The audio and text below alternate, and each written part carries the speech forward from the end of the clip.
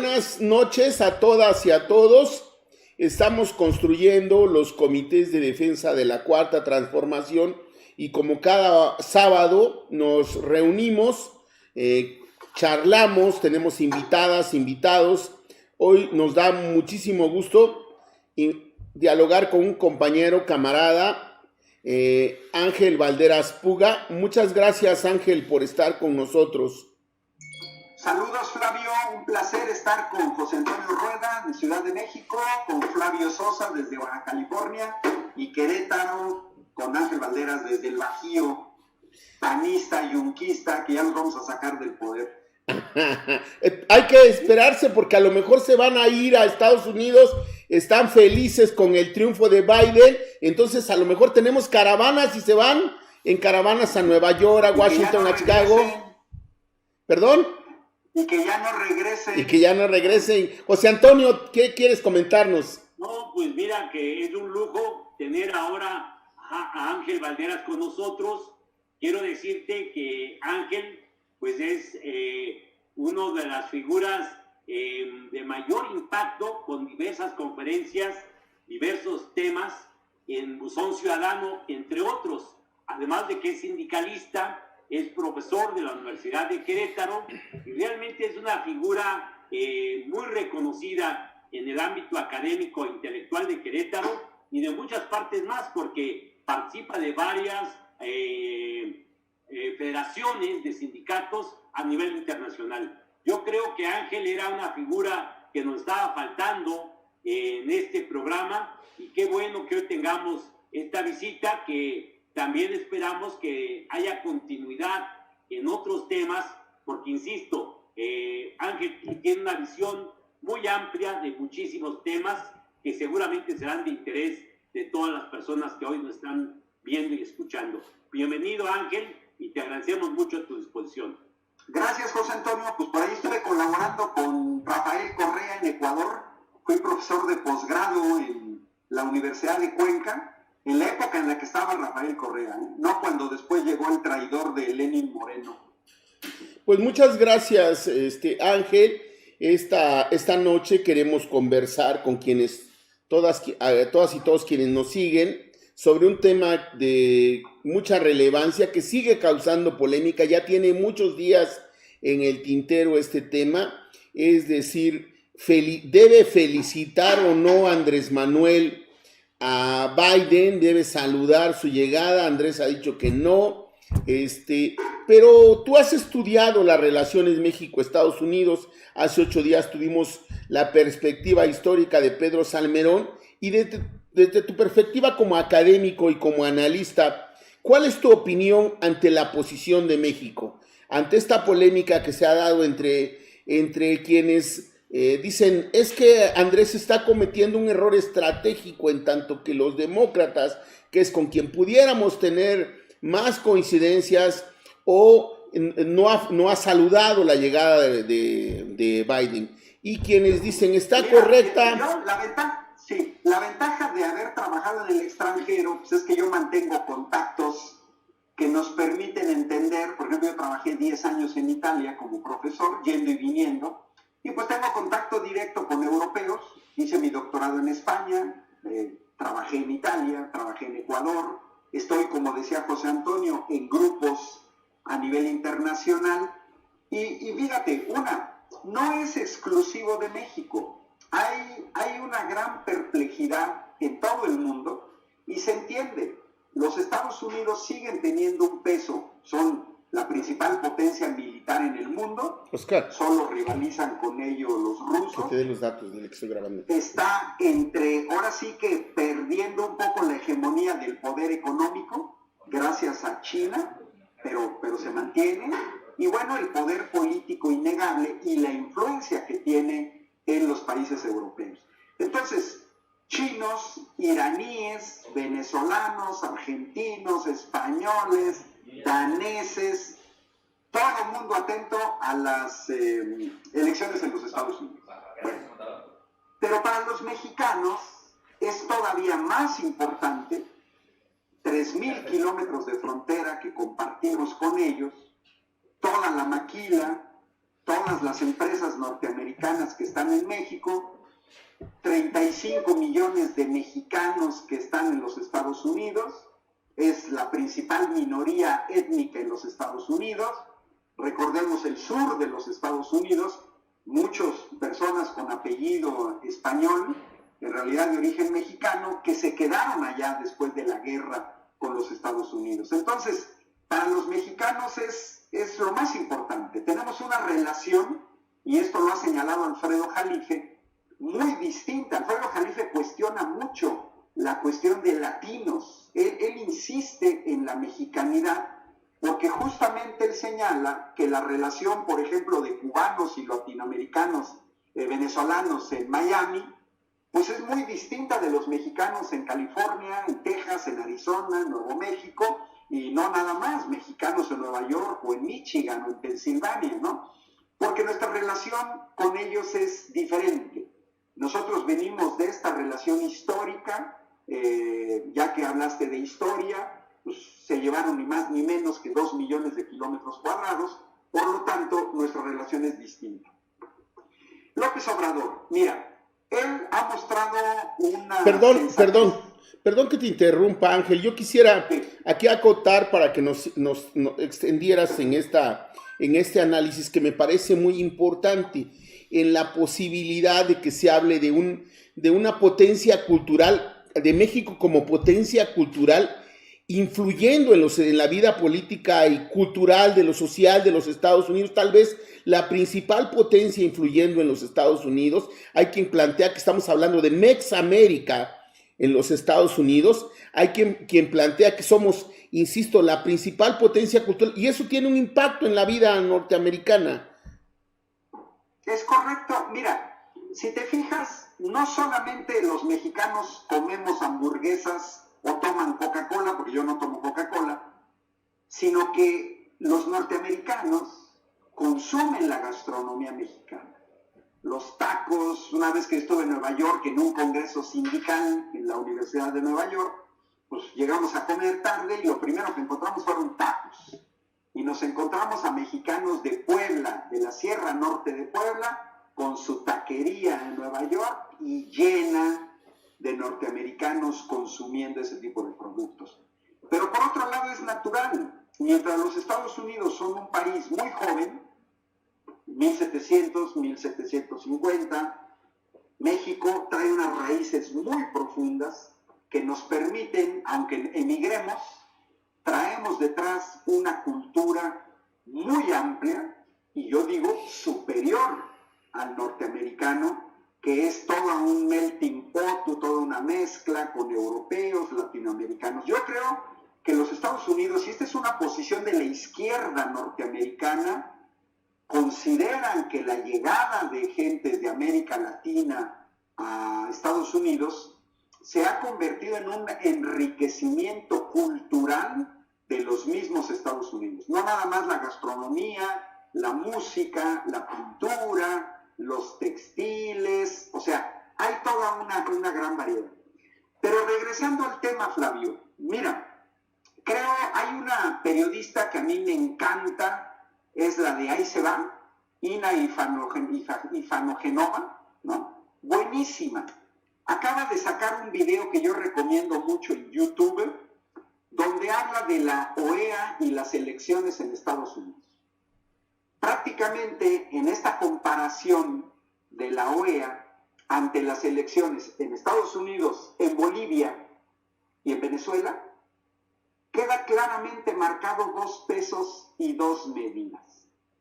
Por un lado tenemos el intervencionismo de la OEA, que provoca la caída de Evo Morales en Bolivia, con un fraude que jamás existió y que hoy, al ganar Arce las elecciones en Bolivia, pues nos demuestran que en realidad el MAS había ganado las elecciones con Evo Morales.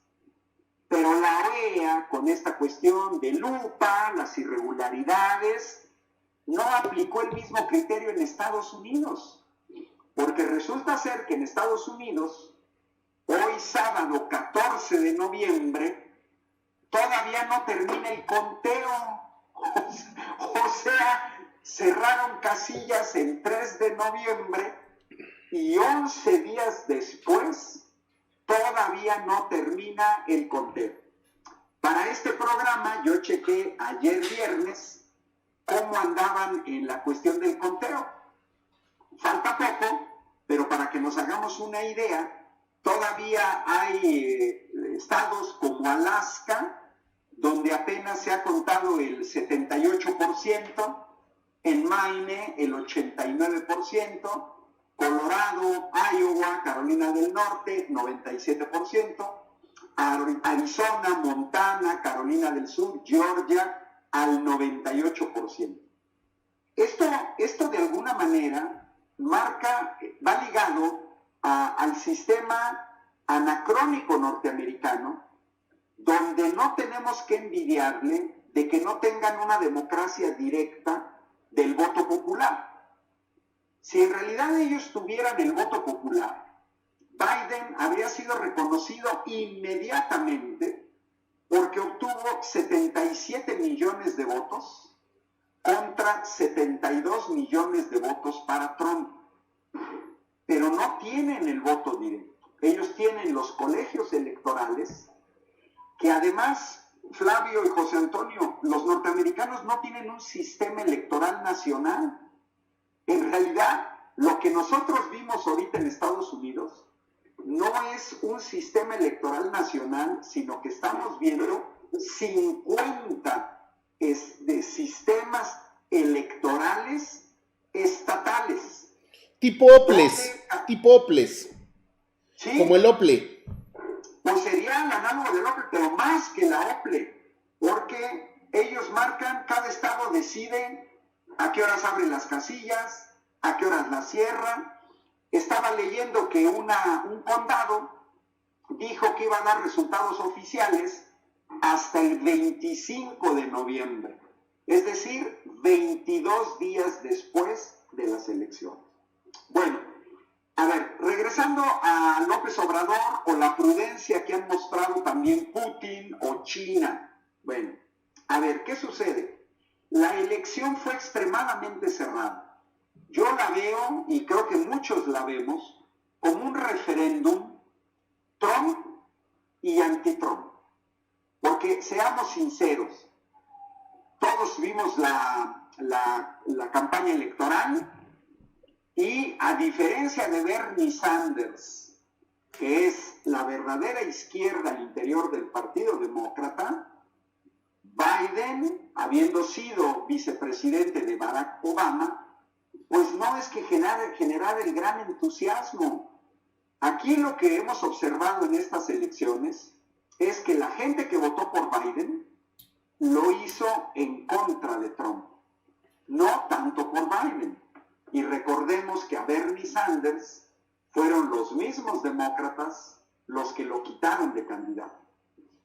Si hubiera sido una campaña Trump contra Sanders, habríamos visto ahora sí que una ultraderecha con muchos tintes fascistas, que es lo que representa Trump, contra la izquierda norteamericana, que también tiene una tradición socialista. Pues recordemos que el 1 de mayo lo festejamos en México, en el mundo laboral, por lo que sucedió un 1 de mayo en los Estados Unidos. Recordemos que los anarquistas tuvieron gran poder en los Estados Unidos, poder popular, y que se dieron grandes luchas por la jornada laboral de 8 horas, etc. Es decir, hay una izquierda en los Estados Unidos que tiene una tradición. Muchos de los emigrantes europeos provenían de luchas sociales de Europa. Y además, bueno, pues se han integrado, lo vimos en el caso de México, revolucionarios mexicanos, pues que se exiliaban en los Estados Unidos. Bueno, pero a ver, ¿por qué hay esta situación? Por lo cerrado de la elección. Recordemos en México en 2006 el fraude electoral del PAN, de Vicente Fox y de Felipe Calderón.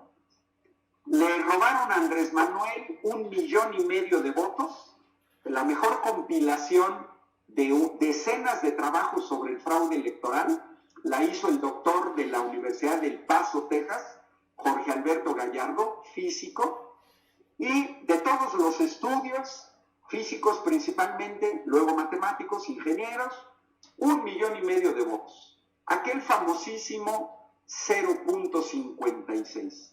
Una diferencia de 250,000 votos en un padrón sobre 70 millones. ¿Qué sucede ahorita en Estados Unidos? Están como paralizados todavía con el conteo. Miren, ¿quién dio el gane el 7 de noviembre a Biden? Ningún organismo oficial. Fueron los medios.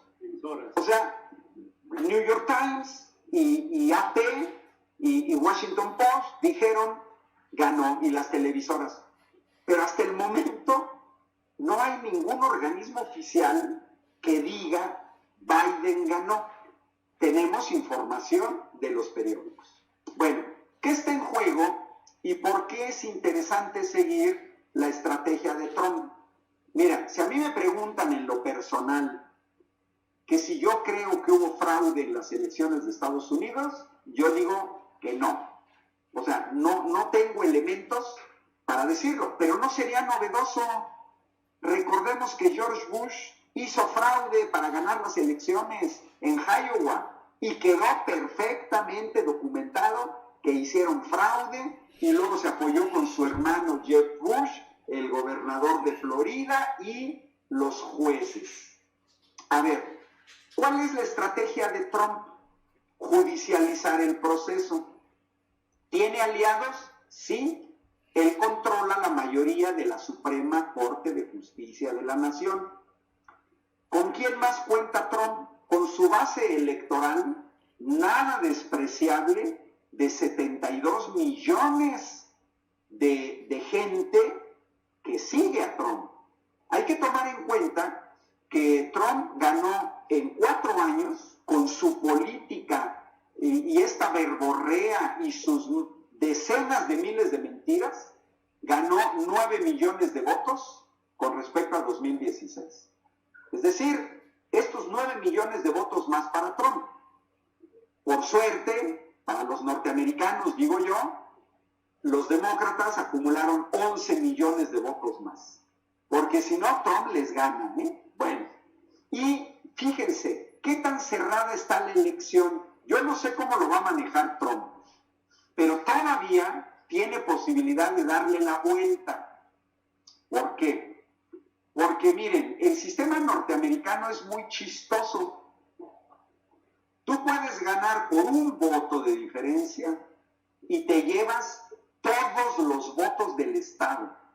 Es un sistema a todas luces absurdo. ¿Por qué? Pues porque donde hay prácticamente un empate técnico, un Estado, vamos a suponer California, que tiene 55 votos del colegio electoral, si quedaran más o menos empatados, bueno, pues tú te llevas la mitad, el otro se lleva la mitad. Cada quien se lleva 27.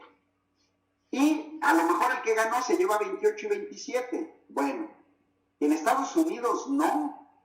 Por eso la estrategia de Trump, yo no sé si le resultado, pero sí le entiendo perfectamente. ¿Por qué? Georgia lleva 99% de los votos contados. Biden gana apenas por el 0.3%. 0.3%. ¿Cuántos votos son? 14,000 votos. Uno dice, no, pues 14,000 votos son muchos. No, aguas. En Georgia el padrón es de 5 millones de personas. Entonces, 14,000 votos sobre 5 millones de personas, no. En Arizona, la diferencia es de apenas 11,000 votos. En Pensilvania, la diferencia es del 0.8%, 56,000 votos sobre 6 millones y medio. Y en Wisconsin, la diferencia es del 0.5%, 20,000 votos de más de 3 millones. Si se fijan, estas diferencias no se tienen que ver global, no, es que es estado por estado. ¿Por qué?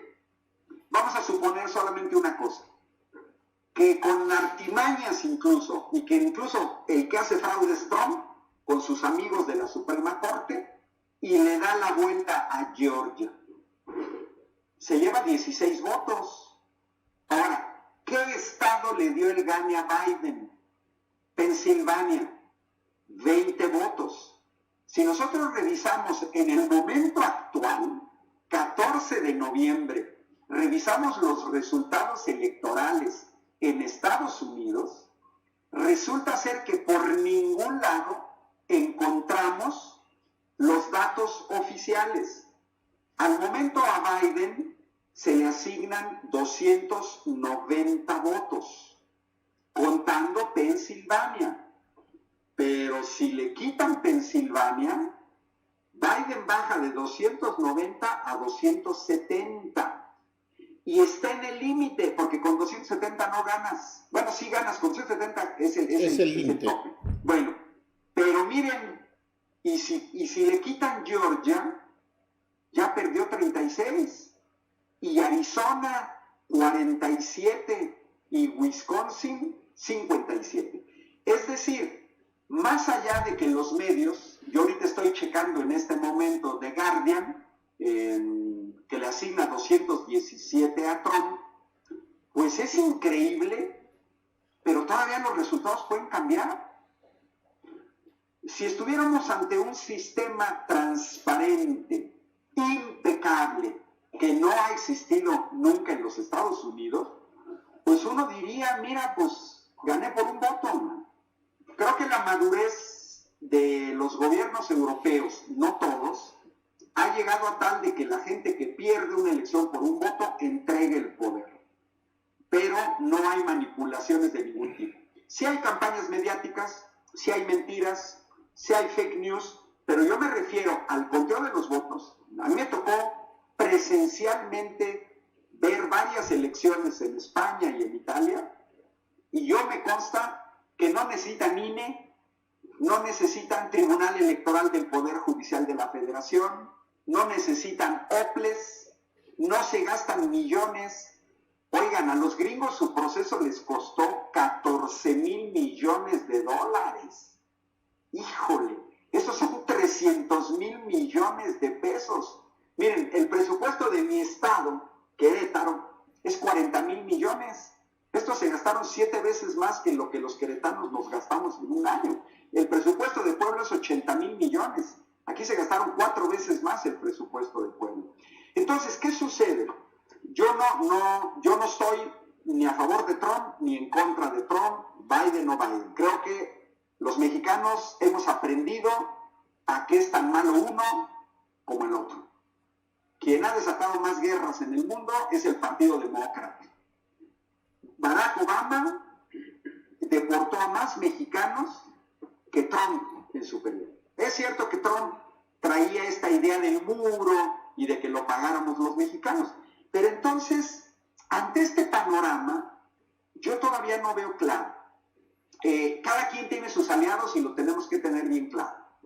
Del lado de Trump, ya lo señalé, tiene milicias armadas, tiene una base de 72 millones, tiene a la mayoría de la Suprema Corte de Justicia de la Nación y todavía mantiene hasta el momento la mayor parte del Partido Republicano a su favor. No todos, Hay que recordar que un republicano de peso que ya salió a reconocer el triunfo de Biden, pues es el expresidente George Bush. Pero además con Trump están todos los grupos económicos fuertes que les fue bien con la política de Trump y que les había ido mal con la globalización neoliberal. Del otro lado, ¿quién está con Biden? Las izquierdas están con Biden, la parte cultural norteamericana está con Biden, los grupos económicos muy poderosos que salieron ganando con la globalización neoliberal y sus aliados internacionales. Miren, Angela Merkel, la primera ministra alemana, había declarado que si ganaba Trump, ella renunciaba, porque la relación Estados Unidos-Europa se dañó mucho. Hay que recordar que Trump empujó el Brexit. Trump empujó el desmembramiento de la Unión Europea y muchos ingleses no se la perdonan. Él apoyó a todo el desmembramiento de la Unión Europea. Retiró los subsidios a la Organización Mundial de la Salud, quiso reducir las cuotas a la NATO, y bueno, eso en los europeos, pues sí les preocupó. Entonces, las potencias europeas, Alemania, Francia, Reino Unido, salieron a reconocer a Biden inmediatamente, y creo que ellos, la Unión Europea en general, está mejor con Biden, excepto quienes, los regímenes profascistas, como es el caso de Polonia o el caso de Hungría, donde desgraciadamente después del socialismo real les cayó el chahuizcle con esta derecha fascista, ¿no? Y entonces, bueno, en Europa esos partidos, esos grupos, porque las derechas extremas están en el Reino Unido, están en Alemania, están en Francia, bueno, pues ellas no le apostaban a Trump. Y Trump, con Steve Bannon, siempre estuvo impulsando y apoyando a estos grupos de extrema derecha, incluso en Rusia, ¿eh? Entonces, ¿qué vamos a ver todavía? Nos podemos llevar sorpresas. ¿Nos tendríamos que sorprender? No. Yo creo, ese es mi pronóstico, que se va a reconocer el triunfo de Biden. Ese es mi pronóstico. ¿En qué va a depender mucho? Va a depender mucho de los grupos económicos que apoyan a Trump. ¿Hasta dónde pueden estirar la liga? Trump necesitaría tener pruebas contundentes de manipulación del voto para llevarse un estado pesado, o yo creo que lo van a abandonar, porque a final de cuentas los grupos económicos que lo apoyan, desde mi perspectiva, tendrían más que perder que ganar. ¿A qué nivel estamos? Miren, ayer me llegó un video de un mexicano en Atlanta, afuera de un centro de conteo de votos, Georgia. Todavía están ahí contando votos, y nos muestra en este video 2 milicias armadas. Pero, Flavio, José Antonio, no son pistolitas calibre 45, ¿eh? En estos videos ves a estas milicias pro-Trump armadas hasta los dientes, con chalecos antibalas de tipo militar, rifles de asalto AR-15 afuera ahí. Y poquito más allá ves a las milicias de afroamericanos que también se han armado, que han desfilado armados en algunas zonas, y que también andan igual de armados que estos blancos. Entonces, yo no creo, o sea, si se da un enfrentamiento de ese tipo, es una espiral que podría llegar hasta una guerra civil. Yo no la veo, pero sí hay un detonador. Basta ver el mapa de los Estados Unidos, las zonas rojas pro Trump y las zonas azules por Biden. Es un país dividido, totalmente dividido, ¿eh? Toda la costa oeste de California hasta Washington es pro Biden. El que será suroeste de los Estados Unidos, Colorado, Arizona, Nuevo México, Biden. Y finalmente el noreste, muy compacto el noreste, Nueva York, Nueva Jersey, Vermont, etc.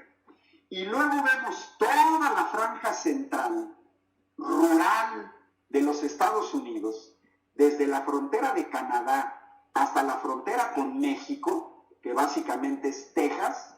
Viene toda esta mancha negra sin nada azul, salvo puntitos azules en las grandes ciudades. Porque también eso es interesante. Las ciudades, en Pensilvania, por ejemplo, o incluso en los estados donde ganó Trump, le dieron el triunfo a Biden. O sea, es toda esta mancha roja, pero en el ámbito urbano, ahí ganó Biden. Y Trump se quedó también con el sureste.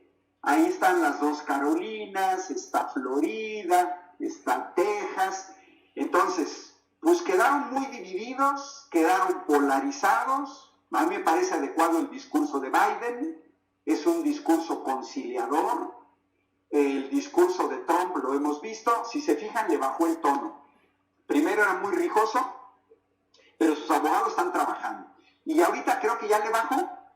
Y miren, cuestiones inéditas, la censura al mismo Trump por parte de las televisoras. En pleno discurso, ¡pam!, que se lo cortan y dicen, está mintiendo. CNN, ABC, NBC, así. ¿Cómo lees, Entonces, cómo lees, Ángel, ese mensaje de un poder fáctico? El mensaje pues mira, de las televisoras. Acuérdense Orson Welles, norteamericano, ¿no? ¿De dónde saca su magnífica película del Ciudadano Kane? En Estados Unidos lo sabemos perfectamente que los poderes de los medios de comunicación son muy fuertes. Hay que tomar en cuenta que hoy tenemos conglomerados que utilizan televisión, periódico y redes sociales. Es evidente, Flavio, que el único aliado que le quedaba a Trump era Fox News. Durante sus 4 años, Trump se fue bronqueando con los medios de comunicación, pero de una manera muy diferente a lo que sucede en México y en otros países.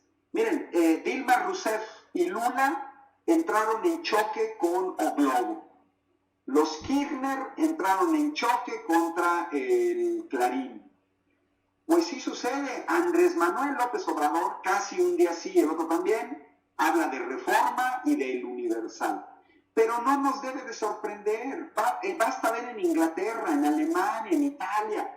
Cada fracción política tiene eso. ¿Qué nos muestra, Flavio? Un poder muy grande, ¿eh? O sea, para que una televisora censure un discurso de un primer ministro, de un presidente, pues quiero decir que te sientes protegido. Con queso las enchiladas, decimos nosotros. Claro, ¿a poco no? Porque, oye, ni modo que si yo soy de un periodiquito ahí, de una hoja parroquial, o de veces, pues no, ¿cómo me voy a enfrentar al poder? O sea, me aplastan, me aplastan. Yo creo que aquí, Pero, acuérdense, sí. Es cierto que si fuera un poder al pequeño, obviamente lo aplastan, es un poder mucho más grande el que tiene todas las televisoras en su conjunto, porque como tú lo señalas, era esta Fox News la que le quedaba como aliado y se va deteriorando esta relación, pero al margen de eso, ¿no será también que ellos no son más que la expresión en los grandes medios de que se ha reconfigurado los grandes grupos de poder de los Estados Unidos? Los 8 o 10 grupos que controlan la economía, que controlan la propaganda, los grandes medios de difusión, hoy se articulan porque quieren cambiar de jugador, ¿no? Entonces esa es una cuestión que me parece interesante, que tú no lo aclararas. Lo otro creo que ha quedado muy bien claro, en el sentido de que hoy México tiene que actuar con cautela. Además yo agregaría que estamos frente a un presidente que todavía va a estar de aquí hasta el 20 de enero. Y hay muchos que han señalado que de aquí al 20 de enero, aún ya consolidándose la derrota del Trump, pues tendrá todavía un espacio grande para tomar decisiones, para generar iniciativas y para, de alguna manera, poder infringir algunos malestares a un país que, como tú lo dices, no somos cualquier país, somos un país que está frontera con los Estados Unidos y obviamente dependiendo en mucho de las decisiones de un presidente que ha demostrado que es atípico, por lo menos, por decirlo menos, de muchas de sus decisiones.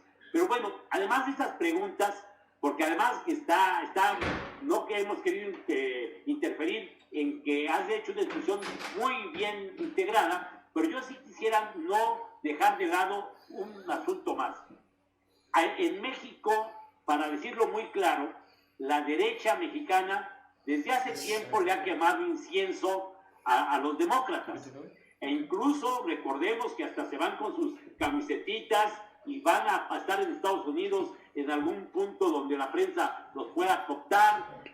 Bueno, ahí tenemos incluso a los gobernadores rupturistas, que ellos sí están aceptando ya el triunfo de Biden. ¿Sí? Tú en ese sentido, Ángel, ¿cómo ves el porvenir? ¿Sí? Primero, esta decisión de Andrés de ser mesurado, actuar con cautela y formalizar el reconocimiento cuando las propias leyes norteamericanas así lo determinen, ¿sí? Esto entra en una contradicción que nos ponga en una situación de alerta o una situación de vulnerabilidad en el futuro gobierno que pudiera emerger ya con Biden.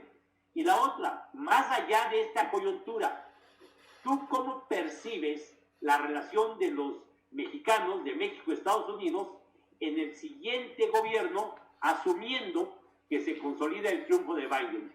¿Estaríamos en una situación, dijéramos, mejor, agravada, o se podría pensar que no será más que la historia igual, pero con un gobierno más fino en el trato, más adecuado en muchas de sus posiciones, pero esencialmente defendiendo, como lo han hecho los Estados Unidos siempre, sus intereses y pretendiendo pasar por los intereses de cualquier otro, porque para ellos su prioridad, independientemente de las formas, es el interés norteamericano?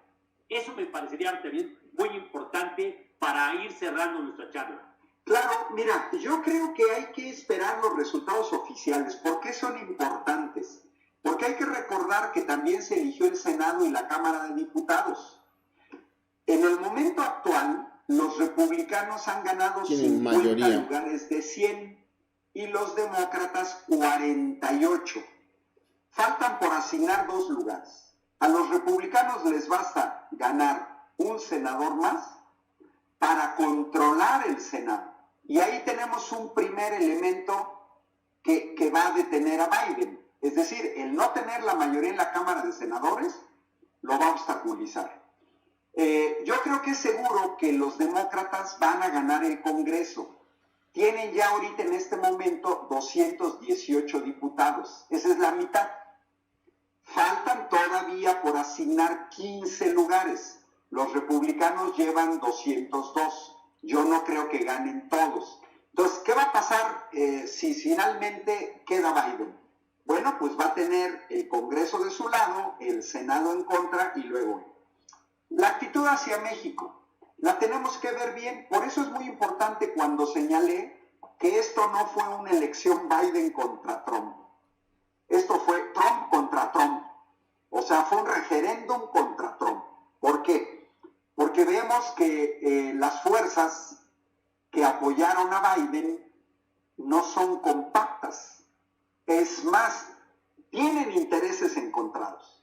Está la famosísima legisladora Alejandra Ocasio, Bernie Sanders, está la izquierda norteamericana, que así como la izquierda francesa, cuando tuvo que votar entre la derecha y la ultraderecha, pues se tapó las narices y salió a votar por la derecha, porque si no podía llegar Jean-Marie Le Pen al primer ministro en Francia. Entonces yo veo que aquí no va a ser tan fácil para Biden, porque va a haber muchas tensiones internas, ambientalistas, izquierdistas, culturales, los grupos económicos, los medios económicos, porque efectivamente Trump llegó a sacudir a estos grupos económicos norteamericanos que pierden el equilibrio. Los que hacemos matemáticas, hemos estudiado lo que se llama teoría del caos, por ejemplo, en donde tienes un sistema estable, y yo lo veo desde el punto de vista matemático, que la llegada de Trump llegó a mover a un sistema inestable. El problema de los estados inestables es que no sabes cómo van a terminar. Te pongo el caso del agua. Depende del frío, se me puede congelar, o mucho calor, se me puede evaporar, y entonces tenías agua, pero ya no tienes agua, y tienes vapor, y no tienes la infraestructura para el vapor, o se te congelaron las tuberías y te tronaron.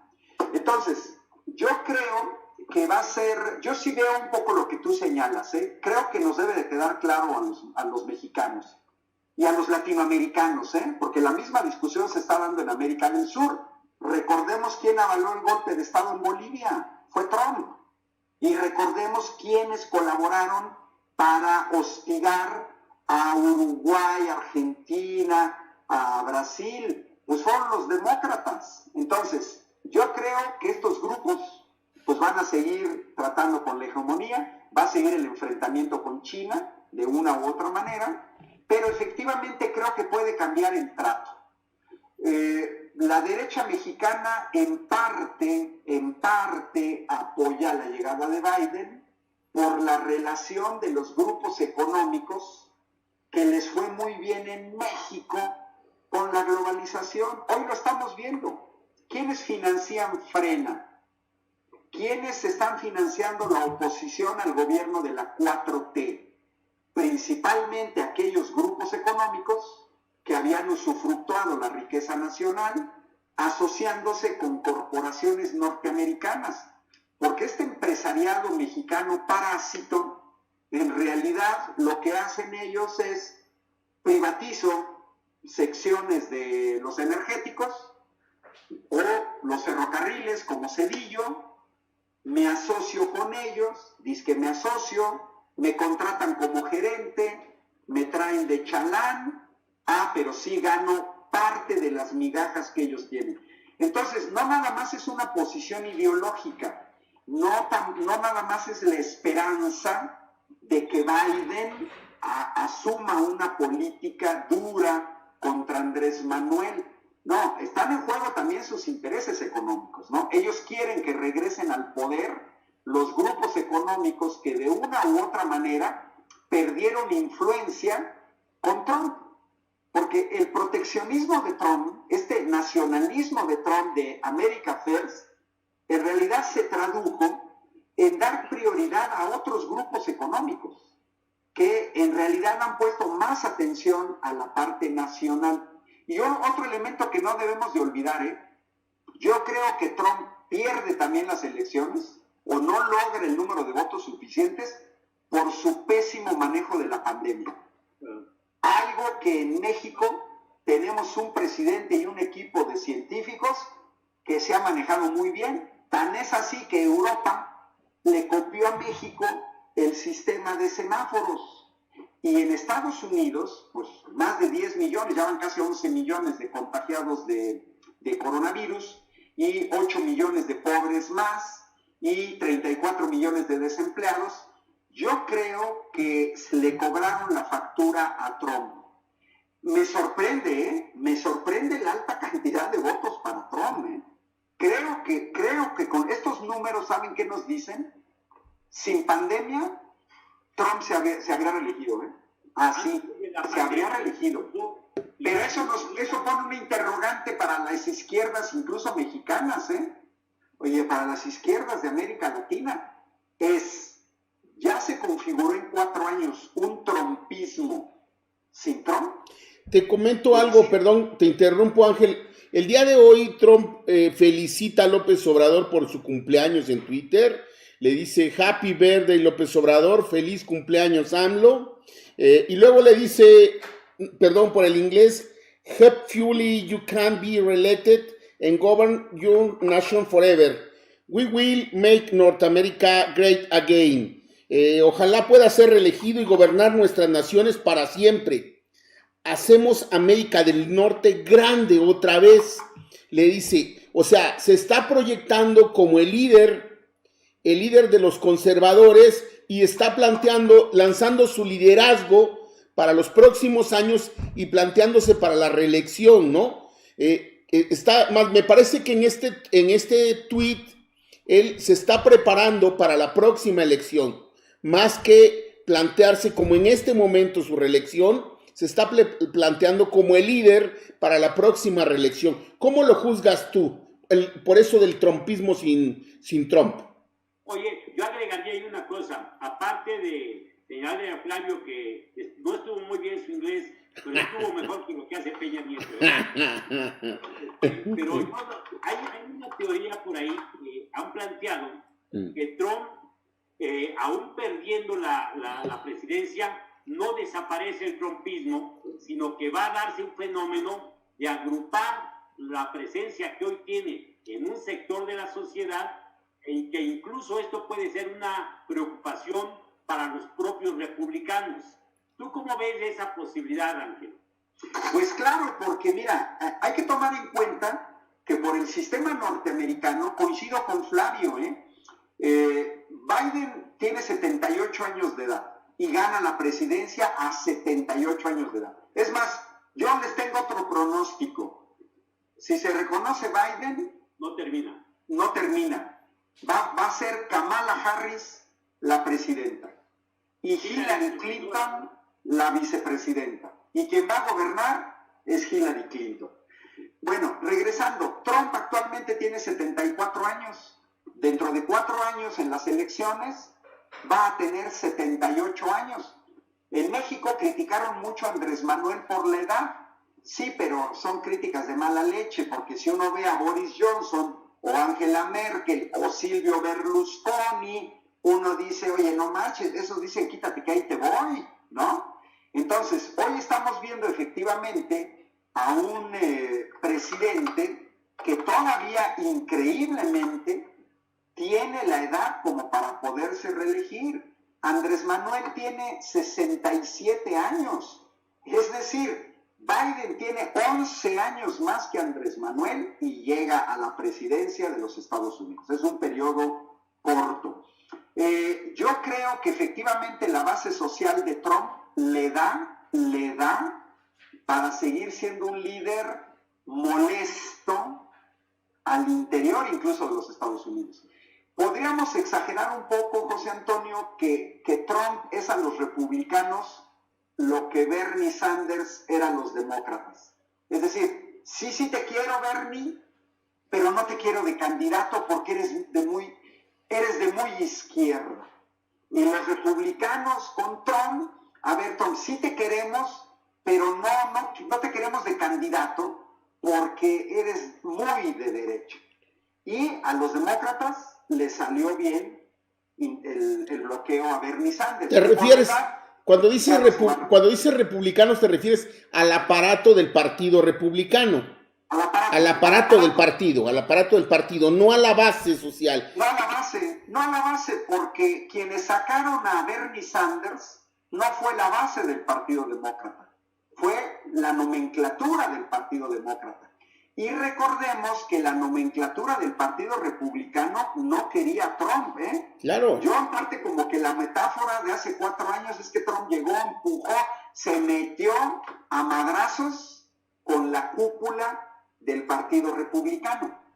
Ese sistema norteamericano con estas reelecciones infinitas, pues en realidad es una oligarquía que se mantiene en el poder, ¿no? Incluso a una edad muy avanzada, porque se reeligen y se reeligen y se reeligen. Es más, el estilo de vida de algunos legisladores norteamericanos, pues es que en su vida nunca han trabajado, más que de ser legisladores. Y ahí están, y diputados, y senadores, y se reeligen, y se reeligen. Entonces, estas cúpulas tienen muy poco recambio. Basta ver cuando se reúnen las cúpulas, la mayor parte es gente ya de edad avanzada. Entonces, yo creo que Trump lo va a intentar, pero coincido con José Antonio. Quizás para algunos de la cúpula republicana no les va a convenir que tengan un líder de ese peso como es Trump. Pero yo creo que de que lo va a intentar, tiene 72 millones de votos, que ahí sí, todos son de él. O sea, yo no veo a estos 72 millones que votaron por Trump, no los veo sinceramente que hayan votado contra Biden. Y de los 77 millones de votos de Biden, sí veo que muchos fueron en contra de Trump, no a favor de Biden. Pues creo que la prudencia de nuestro presidente es lo mejor en estos momentos. Los mexicanos estamos ciscados con los norteamericanos, su intervencionismo no va a cesar.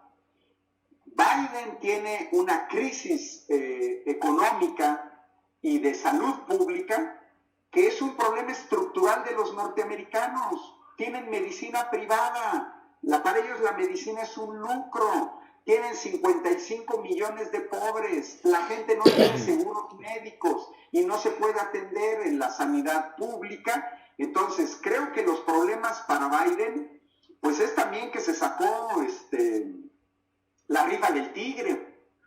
Pero mira, lo mismo fue para Andrés Manuel.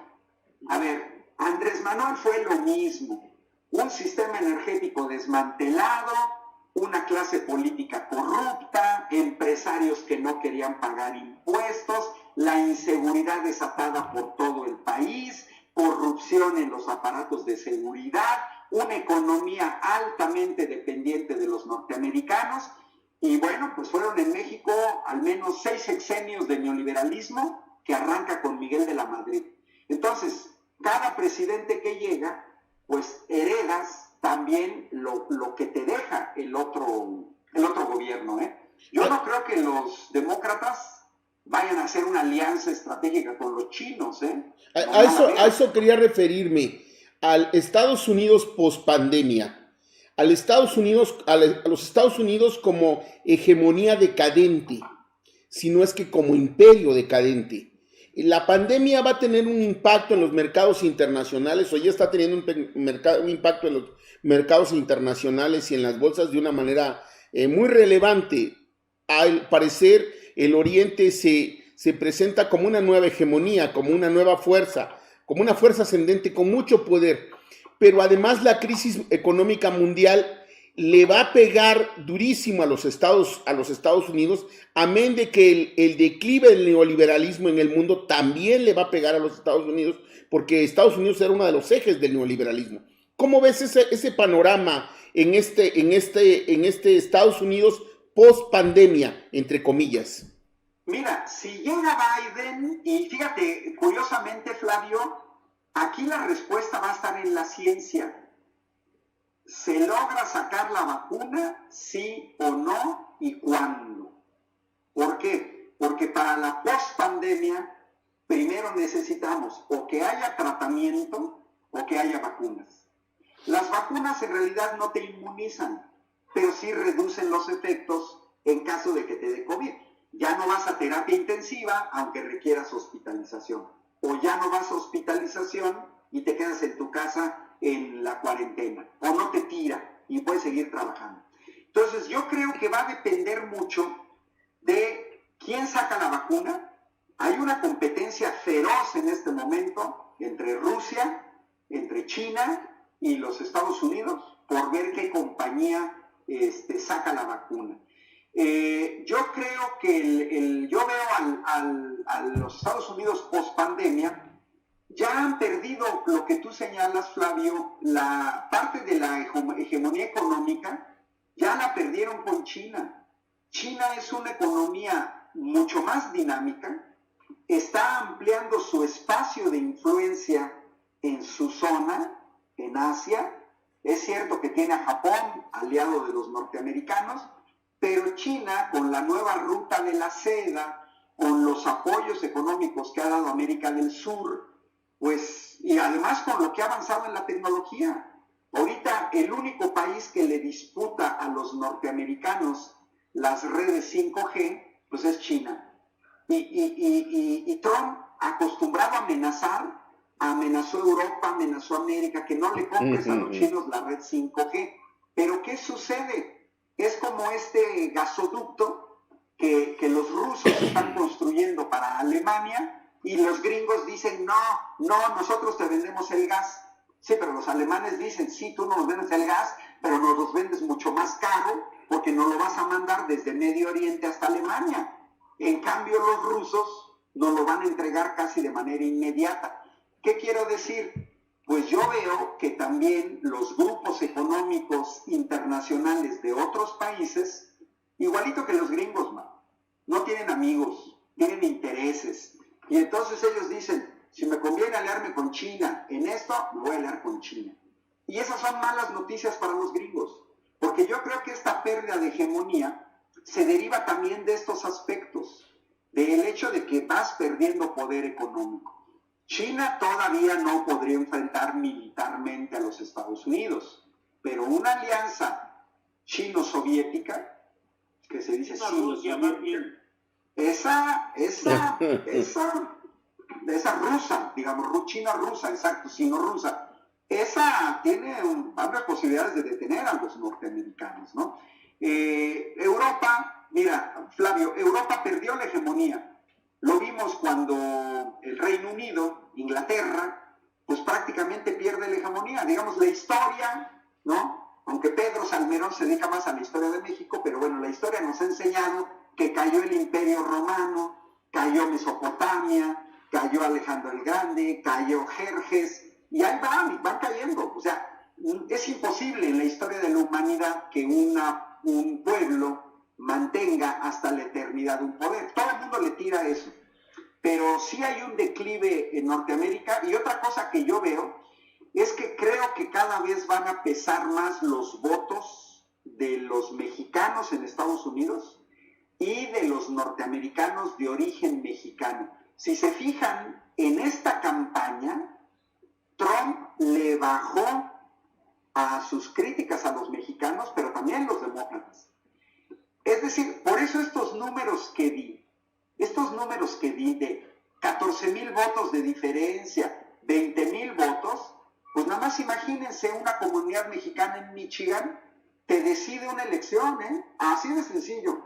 Si los mexicanos se ponen de acuerdo en Detroit y dicen vamos a votar todos por este lado, te quitan un estado y con eso se gana una elección o se pierde. Entonces yo sí veo también en el Estados Unidos post-pandemia, una mayor influencia de los mexicanos. Y yo me esperaría que el gobierno de la 4T sea reelecto en 2024 y que podamos finalmente mantener una relación de respeto, de colaboración y detener un poco esta influencia. Porque para detener esta influencia perniciosa de los norteamericanos se requieren gobiernos nacionalistas, no tenemos de otra. O sea, los Peña Nieto, los Calderón, los Fox, pues no, o sea, de plano, con eso no detenemos nada. Ángel, creo que llegamos a un punto en el cual estamos ya propiamente concluyendo este programa, pero creo que justo al final se abren una serie de expectativas que realmente son muy interesantes, que es la nueva sociedad norteamericana que se reconstruirá en esta etapa que viene, porque muchos tendríamos como la idea, la sospecha, de que sectores progresistas de los Estados Unidos, que hasta ahora por debilidad venían jugando bajo la bandera de los demócratas, pero siempre los demócratas imponiéndose el ala más conservadora. Hoy parecería que estos sectores progresistas o de izquierda podrían empezar a volar con sus propias alas, ¿no?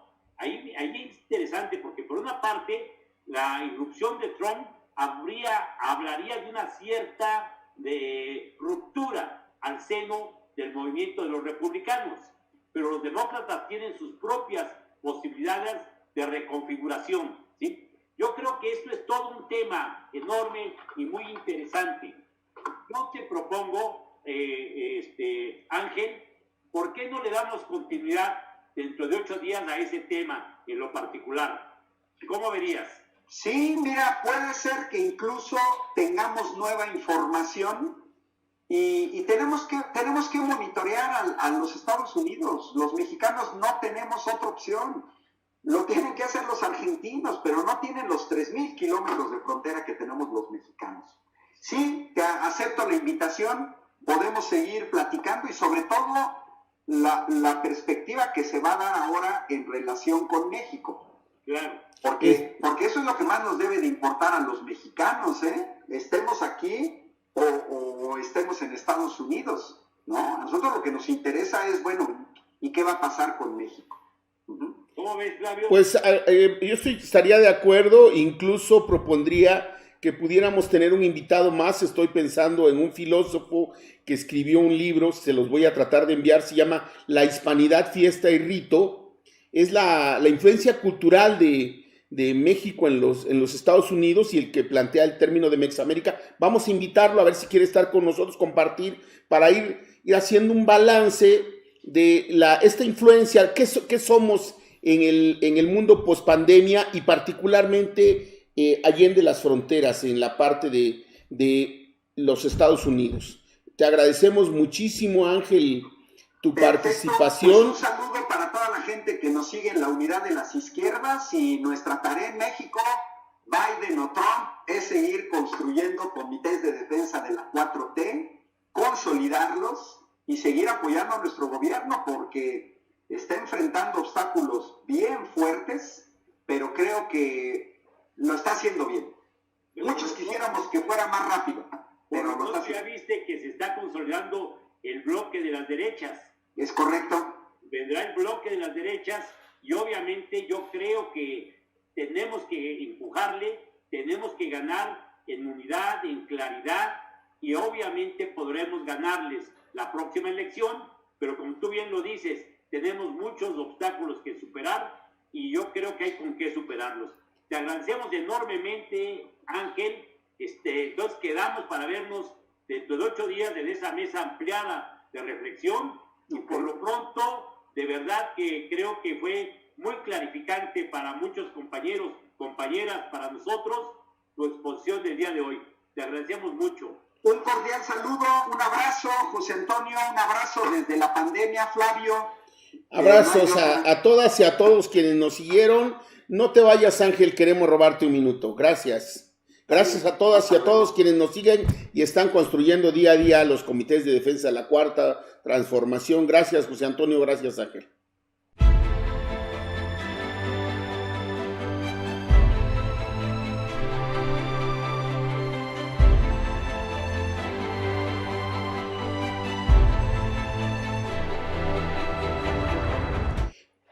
Buenas noches a todas y todos quienes nos siguen. Vamos a la sección Néctar de la Historia a cargo de Pedro Salmerón.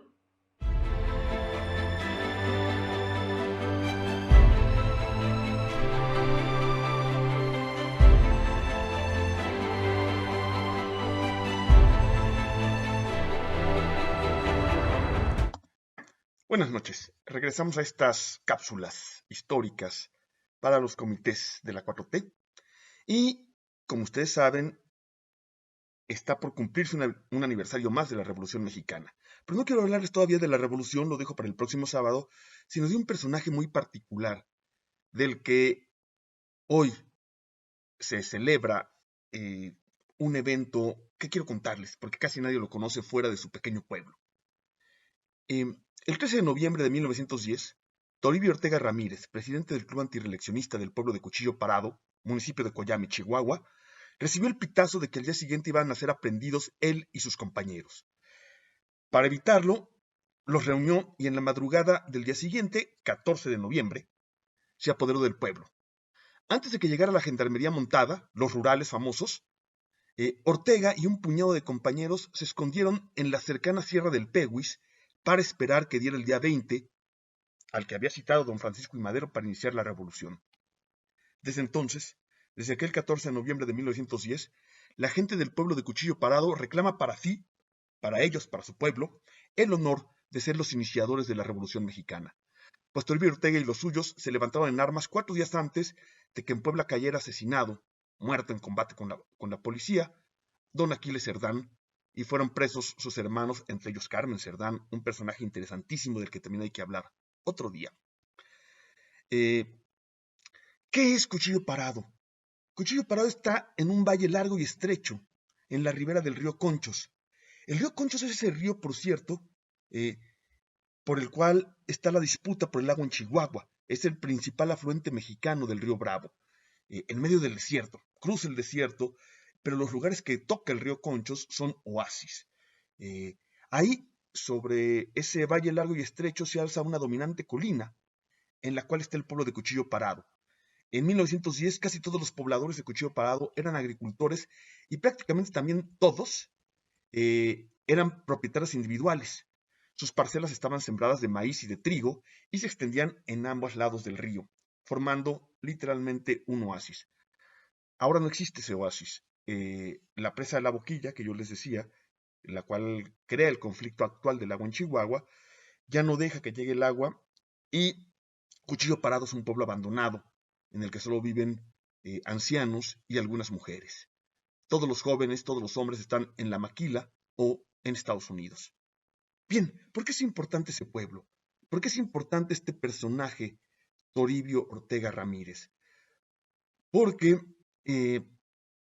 desde la década de 1880, los pueblos de Cuchillo Parado, San Carlos, San Antonio, La Mula y El Mulato fueron despojados de los terrenos baldíos, los que se llamaban terrenos baldíos. A la gente de Cuchillo Parado no le quitaron sus parcelas, sino eso que aparentemente era un desierto y que era propiedad de todos, y que pasó a manos ni más ni menos que de Enrique Krill, el poderoso yerno del gobernador Luis Terrazas, y que sería gobernador a su vez de 1903 a 1911, y de otros latifundistas. Y esos terrenos aparentemente desérticos en realidad generaban una enorme riqueza a través de la recolección de lechuguilla para hacer sotol, el aguardiente que sigue siendo famoso en aquel desierto, de fibras para costales, lechuguilla para costales y para lazos, y también guayule o caucho natural. Todo eso se los despojó el porfiriato, y en 1898 se formó una sociedad agrícola de Cuchillo Parado que empezó a reclamar la devolución de sus tierras. En 1903 se fundó la Asociación de Habitantes de Cuchillo Parado, encabezada por Toribio Ortega. ¿Sí? Toribio Ortega era un tendero, y Toribio Ortega encabezó desde 1903 la resistencia del pueblo de Cuchillo Parado en contra de los hacendados. Por eso tuvo que huir a Estados Unidos, por eso fue encarcelado, y por eso formó el Club Antireeleccionista Jesús González Ortega de Cuchillo Parado en 1909, y se levantó en armas el 14 de noviembre. Les podría contar muchísimo de Toribio. A Toribio le decían los villistas el más leal y el más valiente. ¿Sí? Era un hombre de apariencia enfermiza. Era tísico, muy delgado, con las mejillas chupadas, pero era el más valiente, el jefe de la brigada González Ortega de la División del Norte, que murió a raíz de la batalla de Zacatecas. Toribio Ortega, el más leal, el iniciador de la Revolución Mexicana. Nos vemos el sábado.